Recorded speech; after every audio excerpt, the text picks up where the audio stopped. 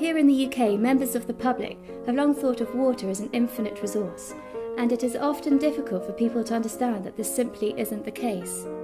For most people, you just turn the tap on and the water's there, so what's the real problem? Even in the rainy UK, water scarcity is a serious issue.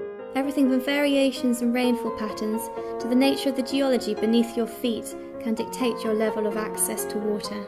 So our demand for water is very high because of our population and economy, and that means the water available per person is less than many Mediterranean and even some North African countries. A reliable source of water is absolutely vital for most businesses' operation. The water we use is not just about what comes out of the taps, it's embedded in the products that we consume. For example, it takes more than 2,000 litres of water to grow 1 kilogram of rice, 500 litres to grow 1 kilogram of potatoes. As well as population growth, economic development and shifting lifestyles are increasing stress on our water resources. If current consumption patterns continue, nearly half of the world's population will live in water-stressed areas by 2050. Businesses really know that without water, they're not going to be trading for very long. So by the 2050s, the best available science is saying that river flows could reduce by up to 80% at certain times of the year. In the UK, we are already seeing localised extinctions of some species in some river basins.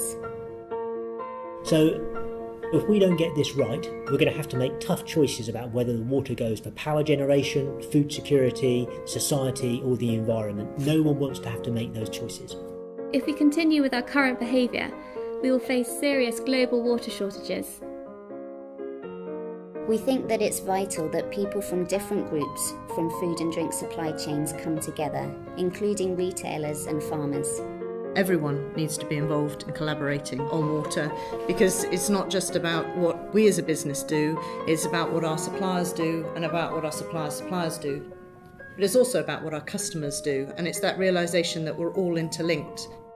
There are many different approaches that need to be taken, from increasing the efficiency of water application, reducing consumption, thinking about how you use water, whether you are a consumer, whether you're a business, or whether you're a farmer. We need to link ecosystems with consumers so that they start to understand that what they're seeing happening in the river basin in their village is linked to the way that they use water in their home. We need to remember that we are simply borrowing water from the natural environment. Change comes from the top, so the first thing you must do is to have somebody on the board with responsibility for a water plan. In the future, access to water is likely to get less reliable than it is today, and therefore it's really important that companies understand their resilience to these future changes. We need an ambitious vision for what water should look like in this country that we can all get behind, a bit like launching a man to the moon. We're at the start of a process where people are seeing water differently and starting to act and use water in a different way than in the past. But that doesn't mean it's all good news. There's a long, long way to go.